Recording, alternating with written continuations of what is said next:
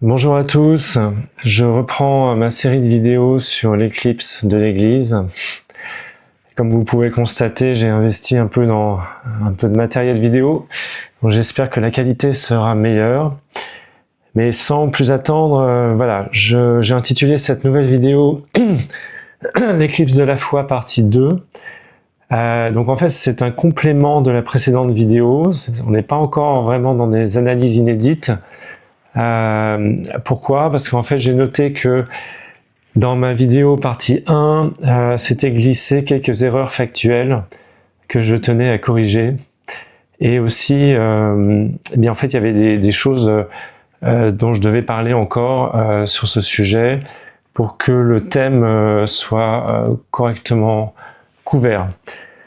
Alors, d'abord je vais commencer très vite par une petite prière.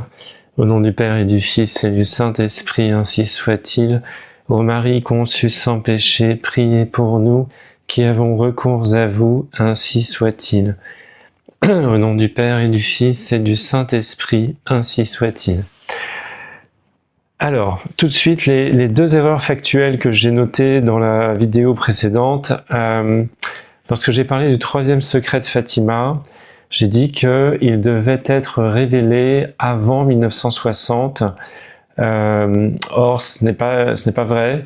La Vierge Marie avait dit à Sœur Lucie de révéler ce secret, qu'il devait être révélé soit en 1960, soit à la date, l'année de sa mort à elle, selon ce qui adviendrait en premier. Et la Vierge Marie avait ajouté d'ailleurs, en parlant de 1960, que puisqu'on est donc plus de 40 ans après les événements de Fatima, donc c'est quand même très éloigné, la raison était que à ce moment-là, ce sera plus clair, avait dit la Vierge Marie. Intéressant, hein, plus clair, sans doute une référence implicite au problème de l'éclipse. Deuxième erreur factuelle qui s'était glissée dans mes propos, quand j'avais parlé dans le chapitre 21 de l'évangile de Saint Jean, de la barque de Saint-Pierre, et que j'avais énuméré les 6 évêques qui accompagnaient le pape, j'avais dit que Nathanaël de Cana en Galilée était un disciple, mais n'était pas un apôtre. Pardonnez-moi mon ignorance, en fait j'ai vérifié, non, c'est bien un apôtre, connu sous le nom de Barthélemy, ou Bartholomé. Voilà, je pense que c'est les seules 2 erreurs factuelles que j'ai notées dans la vidéo précédente. Et maintenant, voilà, on va passer pour aujourd'hui à quelques éléments supplémentaires ou des précisions que je voulais apporter par rapport à ma première vidéo partie 1. Alors, de quoi il s'agit? Tout d'abord, Notre-Dame de la Salette. J'avais commenté ce passage où la Vierge Marie dit que Rome perdra la foi. Et là, je veux vraiment bien clarifier que je ne veux pas dire que le pape perdra la foi. Hein, j'avais dit que Rome, dans le contexte de l'Église, on l'associe normalement au pape. Mais quand la Vierge Marie dit Rome perdra la foi, il ne faut pas l'interpréter comme le pape perdra la foi. C'est assez subtil, hein, en fait. Puisque le pape ne peut pas perdre la foi. Par définition, il est le gardien du dogme de la foi.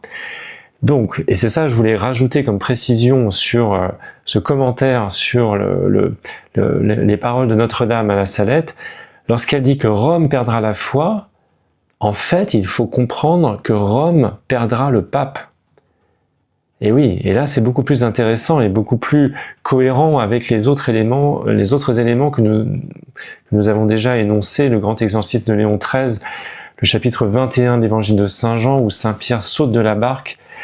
Donc voilà, ça c'était un point que je voulais absolument préciser. Ensuite, deuxième point, j'avais parlé de l'importance de la foi et j'avais fait une petite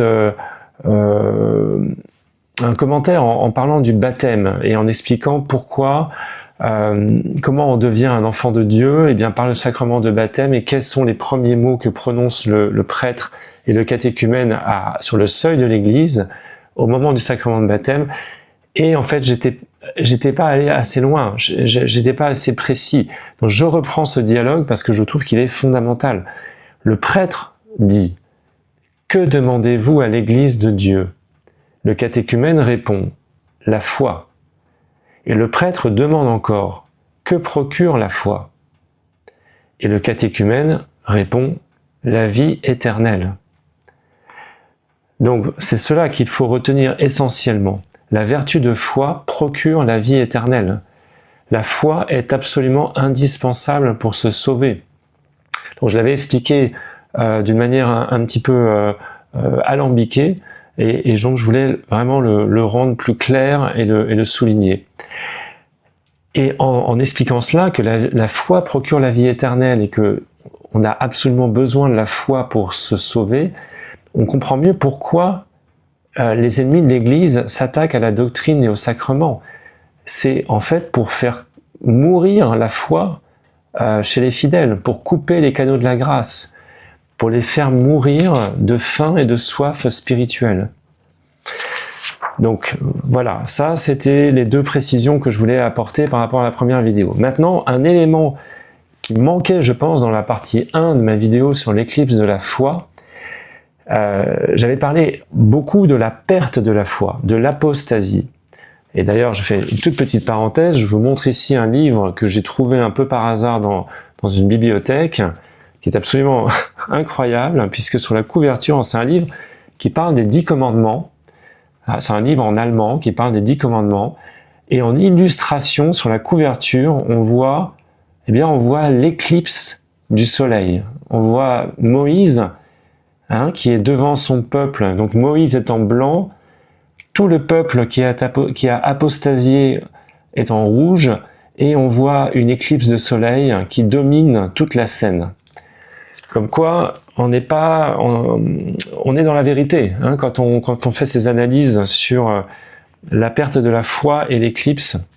Mais je reviens à mon sujet. Troisième point de cette vidéo, qu'est-ce qui manquait dans la vidéo 1? Eh bien, c'est s'il y a une éclipse de la foi, c'est qu'il y a une fausse foi qui est professée par la fausse Église. Et ça, j'en avais pas beaucoup parlé. Puisque, en effet, Léon XIII le dit dans son grand exorcisme, l'Église est cernée par des ennemis très rusés. Ils sont très rusés. C'est-à-dire que pour que le piège fonctionne, il faut tromper les fidèles. Non pas en leur enlevant l'eau et la nourriture de la vie éternelle par la force, mais par la ruse, c'est-à-dire en les substituant par une fausse foi, un faux breuvage et une fausse nourriture spirituelle, empoisonnée. Voilà pourquoi on peut véritablement parler d'une éclipse de la foi à cause de la fausse doctrine qui occulte et remplace la vraie doctrine, et à cause des faux sacrements qui occultent et remplacent les vrais sacrements. Voilà aussi pourquoi les participants à la secte Vatican II sont en grand danger, parce qu'ils sont véritablement empoisonnés, spirituellement, et que la foi qu'ils reçoivent de la fausse Église ne procure pas la vie éternelle. Ça, je crois que c'est vraiment une des conclusions fondamentales de cette réflexion. La fausse foi que procure la fausse Église, la secte Vatican II, ne procure pas la vie éternelle. Quand on parle des personnes qui suivent la secte, eh bien, effectivement, dans quel état est leur âme? C'est une âme de baptisé, probablement dans la plupart des cas, mais je dis ça parce que le sacrement de baptême est tellement facile à administrer qu'on peut quand même penser, et d'ailleurs moi-même j'ai reçu le sacrement de baptême chez les modernistes il y a fort longtemps, j'ai aussi reçu le complément de baptême après, mais voilà, les âmes des baptisés, des gens qui suivent la secte Vatican II, si elle est encore vivante, eh bien elle est déformée, elle est infirme, à cause de cette fausse foi, de ce poison spirituel. Leur âme, elle est presque monstrueuse, j'ai envie de dire, comme un corps qui souffrirait d'une maladie ou d'une malformation congénitale. Alors bien sûr, à différents degrés, en fonction de la charge de poison reçue et de l'accumulation au fil du temps. Alors là, je vais faire une toute petite anecdote personnelle, mais je pense qu'il va être assez parlante. Il y a longtemps, donc je pense que j'étais encore chez les modernistes ou je venais de les quitter, j'ai fait un rêve dans lequel en fait j'étais un policier et j'étais invité à un bal, une grande fête. Alors je vais à cette grande fête et puis en fait la scène principale c'était en fait le cocktail où tout le monde buvait un verre. Donc je prends ce verre aussi et puis moi je commence à boire ce verre qu'on me tend. Et puis en fait je reçois un appel dans mon rêve, hein, je reçois un appel puisque je suis policier, une urgence et donc je dois quitter le bal, je dois quitter la scène, la fête très rapidement et donc je vide mon verre et je m'en vais. Et qu'est-ce que j'apprends le lendemain matin dans la presse? Eh bien que toutes les personnes qui avaient été invitées à cette fête, à ce bal, sont mortes, sont décédées. Et alors là, je suis vraiment stupéfait, hein, je suis toujours dans mon rêve. Hein. Je me dis, mais comment c'est possible? Alors je regarde les détails et j'apprends que toutes ces personnes sont mortes empoisonnées. Et là, je me dis, mais comment c'est possible que moi, je ne suis pas mort empoisonné aussi, puisque j'ai bu le même breuvage que toutes ces personnes, que tous ces invités à la fête? Eh bien, en fait, la solution, dans mon rêve, hein, je veux dire, c'est venu comme ça, hein, c'est qu'en fait, le poison était contenu dans les glaçons. Et oui, dans les glaçons. Et comme moi, dans mon rôle de policier, j'avais vidé mon verre très rapidement et que j'étais parti, eh bien les glaçons n'avaient pas eu le temps de fondre et le poison n'avait pas eu le temps de se répandre dans la boisson que tous les invités buvaient, qui eux par contre, eh bien ils ont reçu la dose de poison.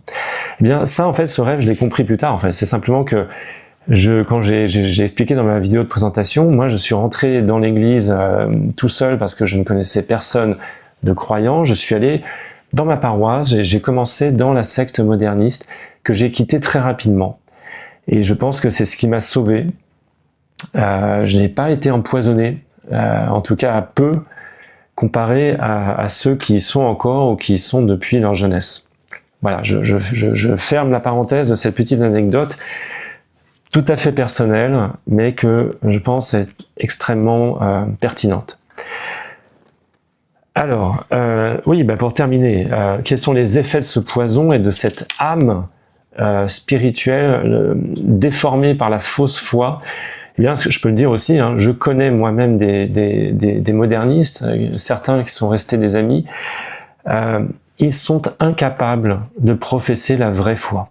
Voilà. Ils sont prêts à nier l'écriture sainte pour continuer de justifier les faux principes qu'on leur a inculqués dans la secte. Par exemple, la théorie de l'évolution, la remise en cause de l'existence d'Adam et Ève et du péché originel. C'est un sujet sur lequel j'ai aussi des exemples, mais évidemment je ne vais pas citer le nom de ces personnes, mais peut-être qu'ils se reconnaîtront lorsqu'ils visionneront cette vidéo.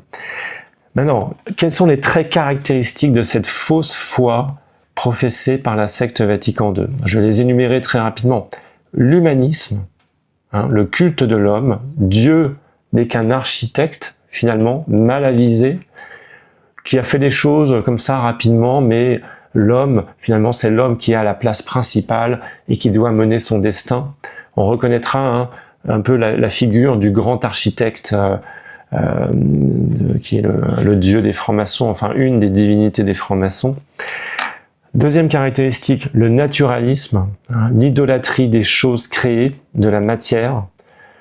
Troisième trait caractéristique, le relativisme, la vérité, qui est notre Seigneur Jésus-Christ, n'existe pas, il y a des vérités, chacun sa vérité. Quatrième point caractéristique, l'évolutionnisme. Dieu n'a pas créé l'homme, le péché originel n'existe pas. C'est la philosophie de Rousseau. Hein. Lorsque l'homme arrive dans ce monde, en fait, il est parfait, mais c'est la société qui le dégrade, qui le corrompt. Donc voilà, dans cette fausse foi, l'homme est le produit d'une évolution et d'un progrès dont il a la maîtrise et qui le mènera, lui le pense, vers sa vie éternelle. Mais voilà, alors là on peut penser au transhumanisme, à tous ces illusions, hein, évidemment, qui font partie de cette fausse doctrine. Dans ce cadre-là, évidemment, la vie éternelle est plus une idée qu'une réalité tangible. Moi, je l'ai entendu quand j'étais dans la secte, on me disait, mais en fait, la vie éternelle, c'est ici et maintenant. Vous voyez, ce n'est pas quelque chose qu'on doit espérer après la mort, après tous les efforts qu'on aurait pu faire dans cette vie terrestre pour se maintenir dans la foi et observer les commandements. Non, c'est plus une émotion, un état d'esprit. Et finalement, j'en étais à 5e trait caractéristique, l'indifférentisme religieux. C'est-à-dire que, comme l'avait dit évidemment Bergoglio, la diversité des religions est un effet de la sagesse divine. Toutes les religions sont un chemin pour aller à Dieu. Là, je paraphrase à peine les mots que Bergoglio a prononcés lorsqu'il était encore vivant. Donc voilà, c'est vraiment hallucinant. Quand on met tout ça bout à bout, on est obligé de reconnaître qu'il s'agit d'une fausse doctrine, d'une fausse foi, qui en réalité est très proche de la philosophie des Lumières. Comme j'ai fait cette petite référence croisée avec Jean-Jacques Rousseau.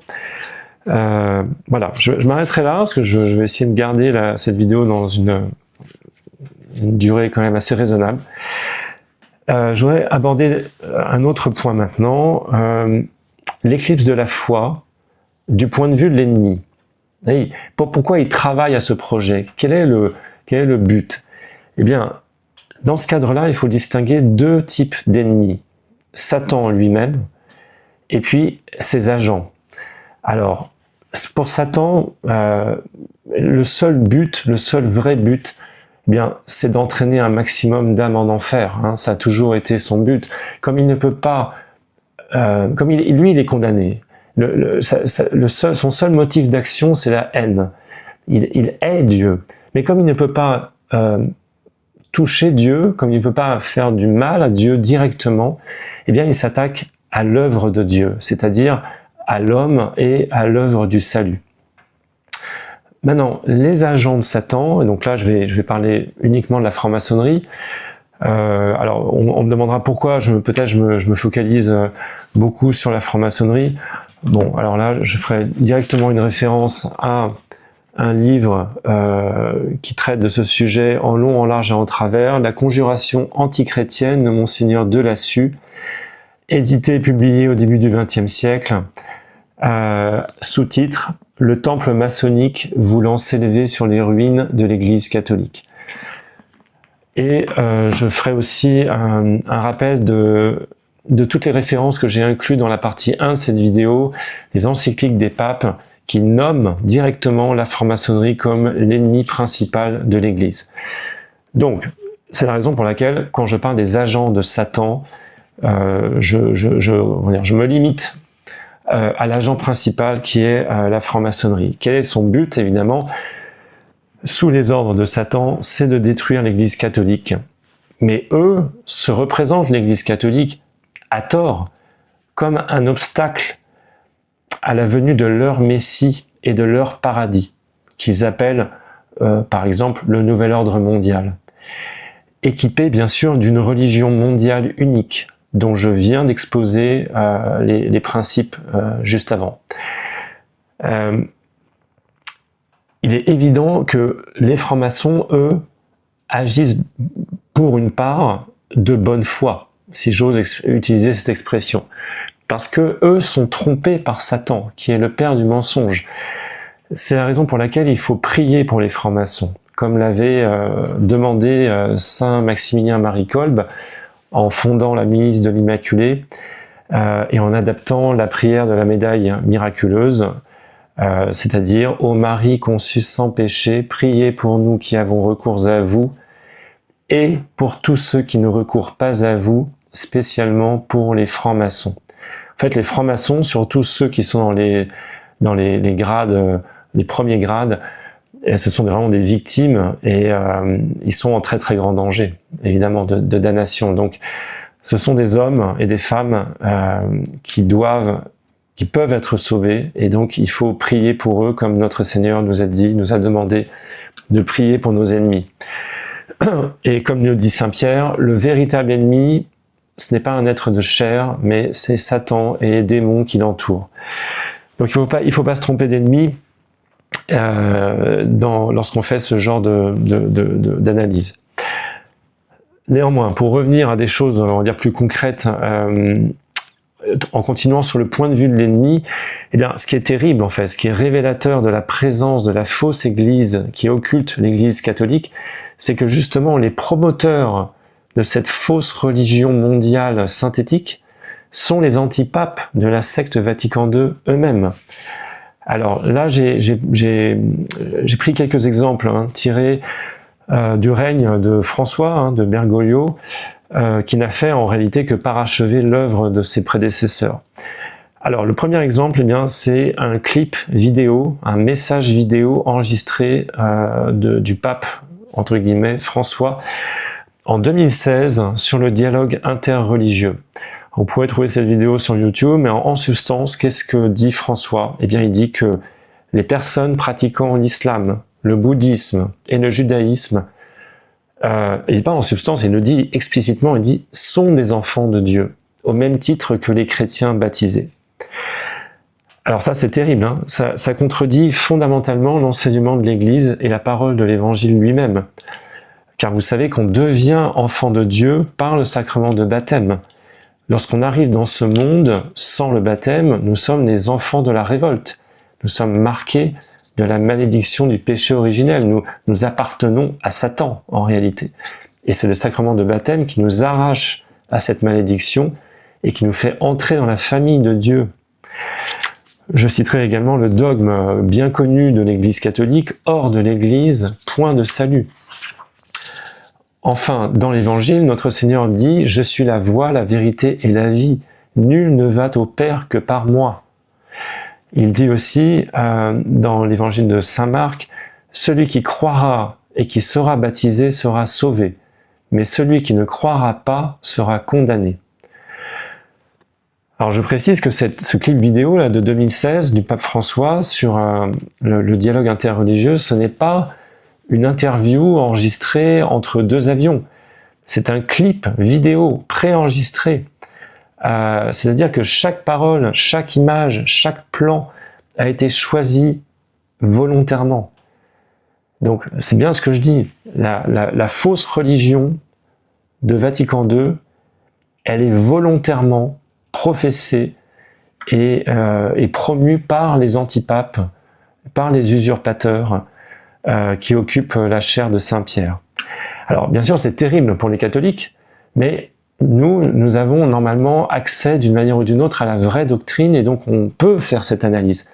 Mais c'est encore plus terrible pour ceux qui ne sont pas dans l'Église catholique, pour les musulmans, pour les bouddhistes, pour les juifs, pour les athées, puisque on leur dit, le pape, le faux pape leur dit, surtout ne vous convertissez pas, restez là où vous êtes. Alors c'est vraiment la voie de la damnation.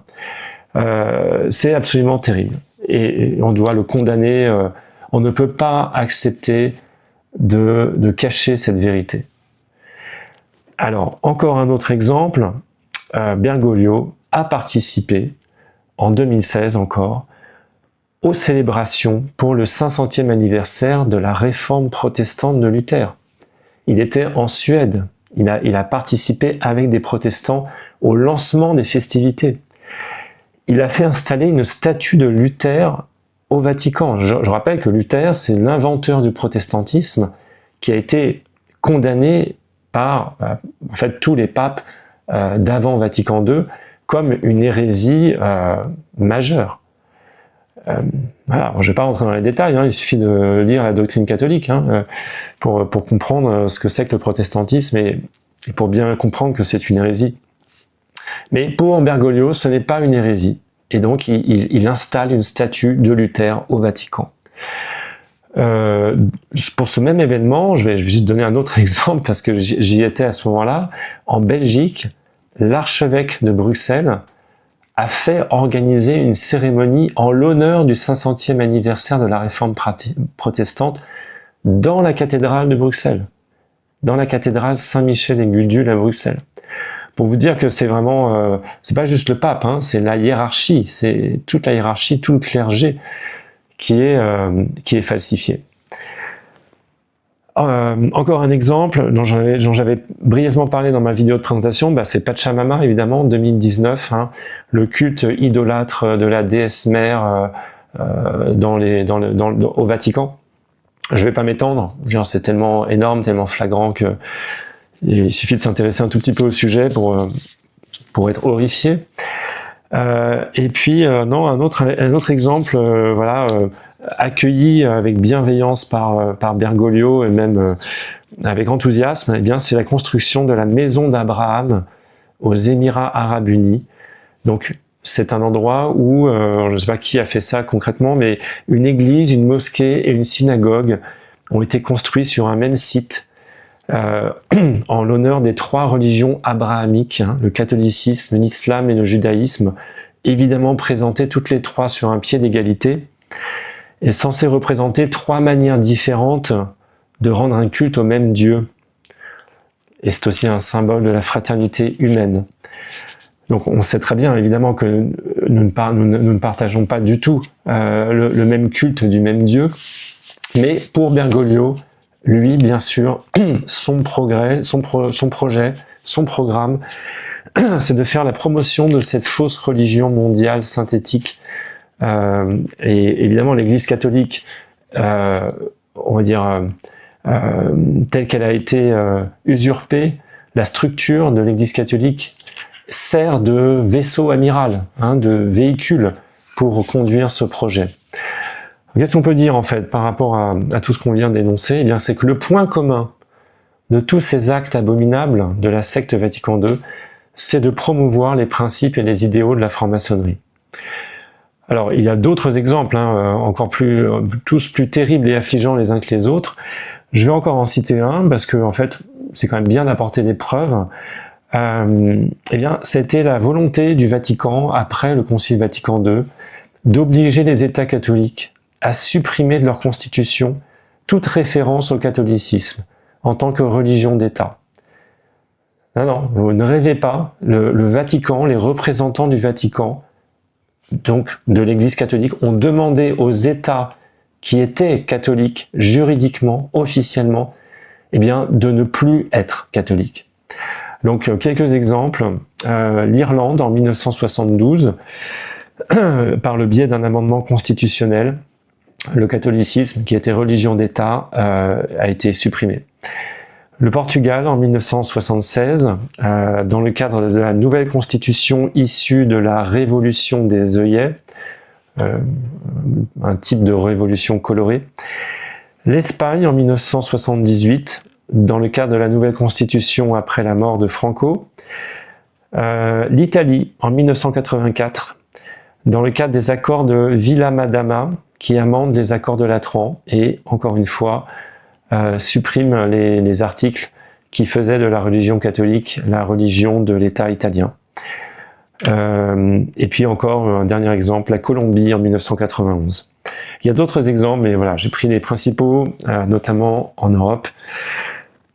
Alors voilà, pour terminer un peu sur ce sujet, l'éclipse de la foi du point de vue des ennemis, quelques références en littérature dont j'ai déjà parlé de la conjuration antichrétienne. Ah, ça c'est vraiment j'ai presque envie de dire c'est la Bible de la résistance. Le réseau Rampolla et l'éclipse de l'Église catholique, très bon ouvrage des éditions Fatima Christ Roi, préfacé par Pierre Hillard. Et puis, il y en a d'autres que je n'ai pas ici, un livre qui s'appelle Une loge maçonnique occupe le Vatican de Johann Niverneth. Et puis, un ouvrage d'un auteur anonyme qui s'appelle L'Église éclipsée, qui fait environ 250 pages, qui est disponible sur Internet, sur le site de, je crois, Catholique de France, et dont je mettrai le lien en description. Donc comme ça, vous avez aussi d'autres sources, d'autres éléments pour vérifier si ce que je dis est vrai et pour approfondir le sujet. Alors, je continue avec ma présentation d'aujourd'hui. On vient de voir rapidement l'éclipse de la foi du point de vue de l'ennemi. Maintenant, je voudrais reprendre du point de vue de Dieu. Alors, l'éclipse de la foi du point de vue de Dieu. Le pourquoi, la raison. Bien, la raison, j'en ai déjà parlé un peu dans la première partie, c'est la justice et la miséricorde de Dieu. Dans la première partie, j'ai expliqué que l'éclipse de l'Église, c'est d'abord un châtiment divin. C'est l'expression de la justice divine. Car comme dit l'Écriture, on ne se moque pas de Dieu. J'ai dit aussi précédemment que Dieu n'abandonne jamais son peuple et qu'avec le châtiment, il suscite toujours aussi le moyen de repentir et de conversion. Et j'avais dit, et je le répète parce que je voudrais le développer un petit peu, il s'agit principalement pour nous, dans notre temps, de la dévotion au Sacré-Cœur de Jésus et au cœur immaculé de Marie, le port de la médaille miraculeuse et la prière du rosaire. Alors, pourquoi je veux faire insister de nouveau là-dessus? Eh bien, parce que, notamment, le port de la médaille miraculeuse et la prière du rosaire, eh bien moi, je les comprends comme un antidote spirituel au poison de la secte Vatican II. Pourquoi? Parce qu'il ne relève pas directement de la doctrine et des sacrements. Et c'est la raison pour laquelle eh bien, certains fidèles survivent malgré tout en restant dans la secte. Parce qu'ils ont pris l'habitude de prier régulièrement le rosaire et de porter la médaille miraculeuse. Donc ils reçoivent des grâces importantes par ce canal qui permettent de contrecarrer les effets du poison spirituel dans une certaine mesure. À Fatima, la Vierge Marie en avait parlé aussi, je crois, que le rosaire a reçu une puissance accrue, justement pour permettre aux pauvres âmes prises au piège de la fausse Église de pouvoir survivre malgré tout. Et là, bien sûr, on y voit un effet de la miséricorde de Dieu. Dans sa justice, dans le châtiment, le Seigneur offre sa miséricorde. Alors, cela étant dit, les ennemis, bien sûr, comprennent aussi la logique de Dieu et donc vont s'attaquer aussi aux instruments de la miséricorde divine. Alors, qu'est-ce que je veux dire par là? Eh bien, par exemple, substituer la dévotion au rosaire par une fausse dévotion. Typiquement, le soi-disant chapelet de la miséricorde divine de la soi-disant Sainte Faustine Kowalska. Alors, vous devez le savoir normalement, mais cette fausse sainte, qui a été canonisée par le faux pape Jean-Paul II, eh bien, elle a vécu au début du XXe siècle, elle a eu une vie un peu tumultueuse comme religieuse, et elle a reçu ces soi-disant apparitions de Jésus et tout un tas de messages qu'elle a rapportés dans ce qu'on appelle le petit journal, c'est un pavé de 500 pages, et puis dans ce fameux tableau de Jésus, en dessous duquel il est marqué « Jésus, j'ai confiance en toi ». Alors, il faut savoir que, et puis elle a aussi dit qu'elle avait reçu un chapelet qui est différent évidemment hein, du rosaire et qui serait absolument nécessaire de le prier pour dans les temps de la fin. Toutes ces dévotions, tous ces écrits, son tableau, son chapelet, ce qu'elle a écrit, a été condamné par l'Église catholique, a été investigué longuement et condamné par le Saint-Office dans les années 1950, avant le Concile Vatican II. Son livre, le Petit Journal de Sainte Faustine, le Petit Journal de Faustine Kowalska, a été mis à l'index, c'est-à-dire interdit à la lecture. Alors, je mettrai en référence le texte qu'on peut trouver encore dans les archives du Vatican, qui mentionne cette condamnation du Saint-Office. Mais voilà, le problème c'est que après Vatican II, qu'est-ce qui s'est passé après Vatican II? Le Saint-Office a été dissous, remplacé par la Congrégation pour la doctrine de la foi. L'index a été supprimé, tout simplement. Voilà, cette protection, ce garde-fou dont disposait l'Église pour protéger les fidèles des mauvaises lectures, des mauvaises influences, a tout simplement été supprimé. Et non seulement ça, mais Jean-Paul II a fait une promotion absolument incroyable de cette soi-disant Sainte Faustine et de toutes ces dévotions qui l'accompagnent. Et tout ça, je dis, pour substituer à la vraie dévotion du rosaire. Une deuxième technique de l'ennemi pour s'attaquer aux instruments de la miséricorde de Dieu, eh bien, c'est de perturber l'économie de la grâce. Qu'est-ce que je veux dire par là? Il y a une économie de la grâce. Lorsque Notre-Dame a demandé à Fatima de prier le rosaire, elle voulait dire notamment de prier le rosaire tout entier, c'est-à-dire les 15 mystères du rosaire. Or, pour ceux qui l'ont déjà fait, vous savez que quand on prie en une seule journée les 15 mystères du rosaire, on ne répète pas l'introduction, les 3 premiers Ave, le Notre Père et le Credo. C'est-à-dire qu'en fait, il y a 153 Ave Maria dans un rosaire. Et ce n'est pas par hasard. Ces 153 Ave Maria du rosaire, ils ont une valeur spécifique dans l'ordre de la grâce. C'est-à-dire que c'est comme on dit souvent, le tout est plus que la somme de ses parties. Et bien là, c'est pareil. Un rosaire prié, 153 Ave Maria, ça procure un supplément de grâce que simplement la juxtaposition des 153 Ave Maria pris individuellement. Il y a donc une grâce particulière qui est associée à la récitation du rosaire. On peut en trouver la preuve, par exemple, dans, justement, on en a déjà parlé, la pêche miraculeuse de Saint-Pierre, au chapitre 21 de l'évangile de Saint-Jean. Dans cette pêche miraculeuse, il y a 153 gros poissons. Ce n'est pas un hasard. Il y a aussi 153 lettres dans l'Ave Maria récité en latin. Il y a aussi 153 jours entre la première et la dernière apparition de la Vierge Marie à Fatima en 1917, qui s'est présentée sous le vocable de Notre-Dame du Très Saint Rosaire.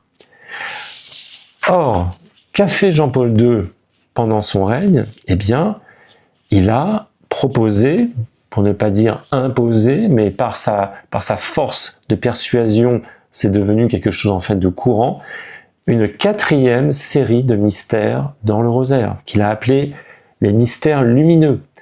Alors, c'est très très sûr qu'il ne s'agit pas de la lumière du Saint-Esprit, mais beaucoup plus probablement de la lumière luciférienne, car vous le savez peut-être, mais l'autre nom de Satan, c'est Lucifer, le porteur de lumière, hein, référence à la Statue de la Liberté, qui est devant New York. Et en faisant cela, Jean-Paul II, en fait, il a fait 2 choses. Il a perturbé l'économie de la grâce, comme j'ai dit, puisque pour ceux qui vont prier maintenant 4 séries de mystères pour faire un rosaire, comme ils pensent le faire, eh bien en fait, ils vont perdre la grâce associée à la récitation des 153 Ave Maria. Et deuxième chose, eh bien, c'est difficile de prier un rosaire chaque jour quand on n'est pas un religieux. Ça prend du temps, ça prend 1h30 peut-être, si on consacre une demi-heure à la récitation de chaque chapelet. Eh bien, en rajoutant une 4e série de mystères qui est fausse, hein, bien entendu, eh bien, ça décourage en fait. Si on doit consacrer 2 heures, eh bien, c'est encore plus décourageant de prier un rosaire tout entier en une seule journée. Donc vous voyez un peu la ruse diabolique de ce personnage. Voilà, je voulais absolument mentionner ces 2 exemples et pointer du doigt Karol Wojtyła pour bien souligner que c'est probablement le personnage le plus emblématique de Vatican II. C'est vraiment lui qui a mis en œuvre le programme de Vatican II à travers le masque de la séduction. Et à ce titre, je pense qu'on peut l'associer aux paroles de saint Paul qui parlait du fils de la perdition, de l'homme de péché, c'est-à-dire l'antéchrist. Alors vous allez me dire, oh là là, qu'est-ce qu'il raconte?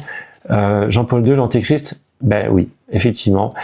Il ne faut pas confondre l'antéchrist avec la bête et avec le faux prophète. Je reviendrai là-dessus, mais je voudrais peut-être faire rapidement une référence à d'autres sources, d'autres sites internet, parce qu'évidemment, pour faire le travail que je fais, qui a mûri pendant plusieurs années, mais moi j'ai consulté moi-même, je me suis informé à travers énormément de sites internet, qui traitent de ces questions et dont je suis reconnaissant, je voudrais les mettre en avant. Eh bien, par exemple, le Centurion romain, hein, sur YouTube, Catholique de France, et aussi une chaîne plutôt américaine, mais qui a un miroir français qui s'appelle Vatican Catholique, vaticancatholique.com, qui ont produit énormément de vidéos d'analyse sur la crise de l'Église, sur Vatican II, et particulièrement sur Jean-Paul II. Alors, avec une petite réserve, même plutôt une grosse réserve, les gens qui font ce site internet, cette chaîne YouTube, Vatican Catholique, le monastère de la Très Sainte Famille aux États-Unis, en fait, ce sont des hérétiques. Voilà, ce sont des catholiques, mais ils adhèrent à une hérésie qu'on appelle l'hérésie de Fenay. Ce sont des fénéistes, c'est-à-dire qu'ils rejettent l'enseignement de l'Église sur le baptême de désir. Je ne veux pas rentrer dans les détails, mais je voulais quand même faire cette mise en garde. Regardez leurs vidéos, et c'est extrêmement intéressant, mais ne les rejoignez pas. Voilà. Alors, pour terminer cette vidéo, je voudrais en fait aborder un autre point. J'ai dit que Dieu n'abandonnait jamais son peuple et qu'il procurait toujours les moyens de repentir et de conversion. Mais il y a un autre aspect. Dieu tire toujours du mal un plus grand bien. Et ça, c'est aussi une vérité de foi. Alors, lorsqu'on voit la situation de l'Église et du monde actuellement, qui est vraiment catastrophique, eh bien, en fait, il y a lieu de rester optimiste et même de se réjouir, parce que ça veut dire que Dieu prépare quelque chose de magnifique, quelque chose qui va dépasser toutes nos espérances. Alors, de quoi est-ce que je parle ici? Eh bien, il y a des prophéties qui annoncent le renouveau de la foi et le triomphe de l'Église après que les ennemis auront semblé avoir tout détruit. Il y a notamment le message de la Vierge Marie à Fatima, qui a dit que, à la fin, mon cœur immaculé triomphera. Fermez les guillemets. Ce sera la victoire définitive. Eh bien, pour rester dans le cadre des exposés que j'ai déjà commencé, je voudrais attirer votre attention sur deux éléments tirés des deux mêmes passages du Nouveau Testament. Certes, dans le chapitre 21 de l'Évangile de Saint Jean, à un moment donné, Saint Pierre quitte la barque de l'Église. Il saute dans le monde, il disparaît. Oui, mais si on lit tout le chapitre, on s'aperçoit qu'en fait, il y a un événement glorieux, miraculeux qui se passe. C'est la pêche des 153 gros poissons. C'est ça qu'il faut regarder, c'est le but. De même, dans le chapitre 12 du livre de l'Apocalypse, c'est vrai que c'est très inquiétant de voir le dragon qui se dresse devant l'Église et qui occulte l'Église. Oui, mais pourquoi fait-il cela? Eh bien, parce qu'il veut dévorer l'enfant que l'Église va mettre au monde. Or, il ne le dévore pas, puisque cet enfant, il est mis au monde et il est immédiatement enlevé jusqu'au trône de Dieu.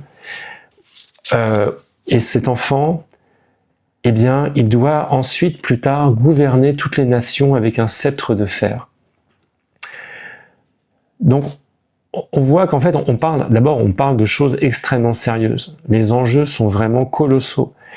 Et bien, on voit que Dieu a préparé quelque chose. Alors, il faut être patient.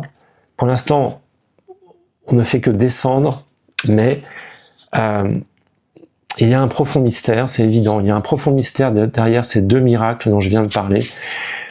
Mais ça doit être pour nous un motif d'espérance et de joie. Voilà, en fait j'en ai fini avec ma vidéo d'aujourd'hui, qui était une vidéo de complément par rapport à la partie 1 de ma vidéo sur l'éclipse de la foi.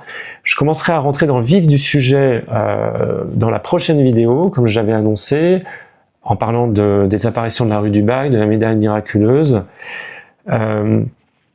Et en fait, pourquoi j'ai pris le temps de faire cette deuxième vidéo, partie 2? Eh bien, en fait, parce que je veux toucher un maximum de monde. Voilà, je ne m'adresse pas uniquement aux tradis et des vacantistes. Je voudrais vraiment que un maximum de personnes comprennent la situation. Et donc, pour ça, je suis obligé d'abord de poser vraiment les bases et peut-être, si j'ose dire, enfoncer quelques portes ouvertes.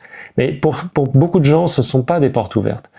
Donc voilà, merci beaucoup d'avoir suivi cette vidéo. Portez-vous bien, que Dieu vous bénisse et à très bientôt. Au revoir.